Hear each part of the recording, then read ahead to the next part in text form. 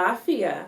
I am Reverend Priestess Osun Funke, and I am here today to do a reading for you. The question that I'm going to ask of the ancestors today is, what are the consequences of one breaking the 10 Commandments? Okay?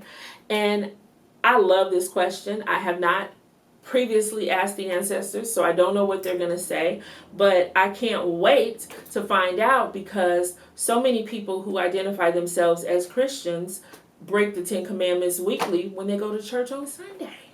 Okay? Because the 10 Commandments says keep the Sabbath holy, which is Saturday. So I can't wait to see what the ancestors have to say about that. And also, those of you who love to walk around wearing crucifixes, who have crucifixes in your house, one of the 10 Commandments is also make no graven image. So a lot of you Christians are out of order, and I can't wait to hear what the ancestors have to say about it. So I'm going to start this reading with the cards, and then perhaps I'll move into the bones. Who knows? But what do the ancestors have to say about breaking the 10 Commandments as delivered to Moses through the burning bush?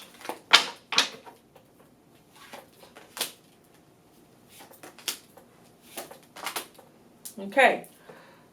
So this first row of cards I have is the card for unconditional love, which talks about one who is loved or one who loves something unconditionally. It's almost an obsessive card, because a lot of times when it comes up, it means someone, it talks about someone who is obsessed with a particular thing. They don't want to deviate from it. They don't want to take their eyes off of it. They love it, okay, unconditionally.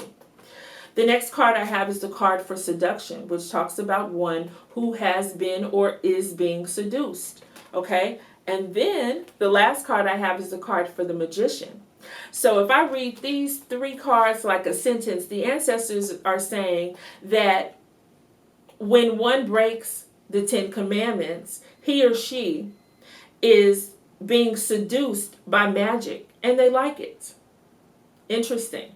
So those of you who call yourselves Christians and have every intention of following the 10 Commandments, but go to church on Sunday, you're being seduced by magic, a spell that has been cast upon you. I wonder who did that. The next card I have is the card for self-deception, followed by the card for the artist,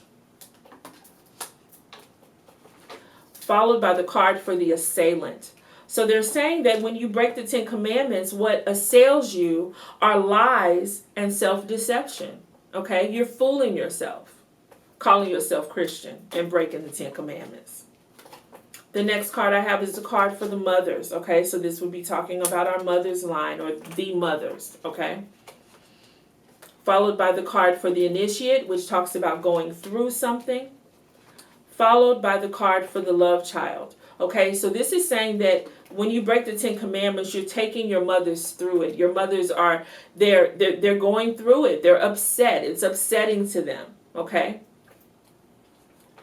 I'm going to do one more row. I have the card for the vampire, followed by the card for the nobleman,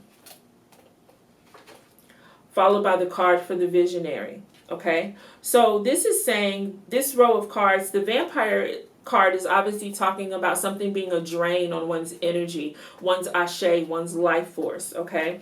Then we have the card for the nobleman, which talks about our nobility, or your nobility, coming from a line of nobility, people who are held in high esteem. And then the card for the visionary is talking about one's vision. So reading these row of cards like a sentence is saying that when you break the 10 Commandments, that you are draining the nobility of your bloodline. What they see, the visions that they have the ramifications of your actions is draining to them, because they know that they're going to have to work overtime to fix what you're fucking up, okay?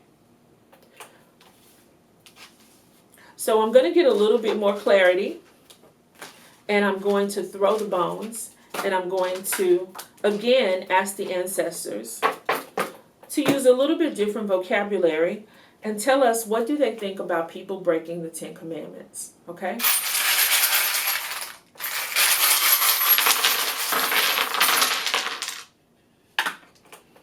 Okay, I'm just going to remove those things that are on the board, off the board rather. Okay, so the first thing I have here is Eshu. And Eshu is the divine messenger, but he's also the trickster, okay? And I have the dice that landed on 2 for Eshu, and I have the rose quartz over Eshu. So Eshu was saying, I love it when y'all break the 10 Commandments. I think that shit is funny. It's a joke to him. He's enjoying it. He's a trickster. You guys have been tricked, bamboozled, hoodwinked, Plymouth Rock landed on you, etc. I love it. It's a minstrel show. Okay. The next thing I see here is the money stone over the woman.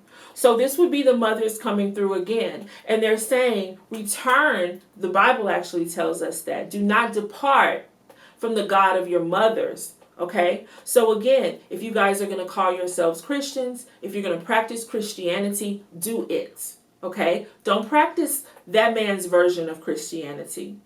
Be the Christians that you proclaim to be and follow the 10 Commandments. Go to church on the day that you're supposed to. Okay?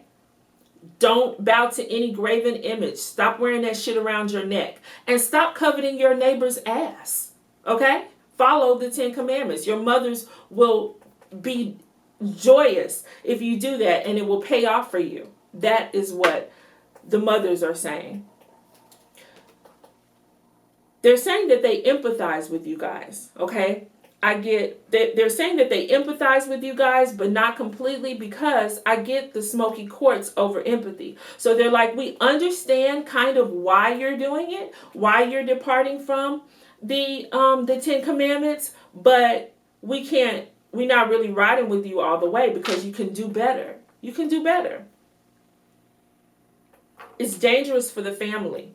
I get the danger stone over the family. So departing from the 10 Commandments is dangerous for you. It's dangerous for your children, your descendants, etc. I get a penny over the baby. So again, it's saying it's not going to pay off for your children. You're not teaching your children the right way to live. You know, raise a child the way you want them to go and they will not depart from it. You guys aren't doing that if you're not following the 10 Commandments as they were given. All right? I get the trophy over abuse. So they're saying that you not following the 10 Commandments is actually a trophy for your abusers. Okay? Think about that for a second. I keep alluding to that when I say, you know, why are you doing the things that you're doing? Why are you guys going to church on Sunday? Because that's the way you've always done it, because that's what they told you to do, and you only have Saturday and Sunday off, and they got you believing that Sunday is the Sabbath. That is a trophy for your oppressors. That is not the truth. That's not the way that you were instructed to live if you call yourself a Christian. Okay? So your oppressors are winning. That's their trophy. They total mind fuck. All right? The sober truth. This is the amethyst, a sober stone, over the person laying up sick in bed. So the ancestors are saying the sober truth is y'all are sick. You need help. You need medicine. Okay? I believe that medicine is a return to African spirituality, but that's just my opinion. You need medicine. You guys are sick. That's the sober truth. If you're walking around breaking the 10 Commandments, calling yourself a Christian, you're sick. All right?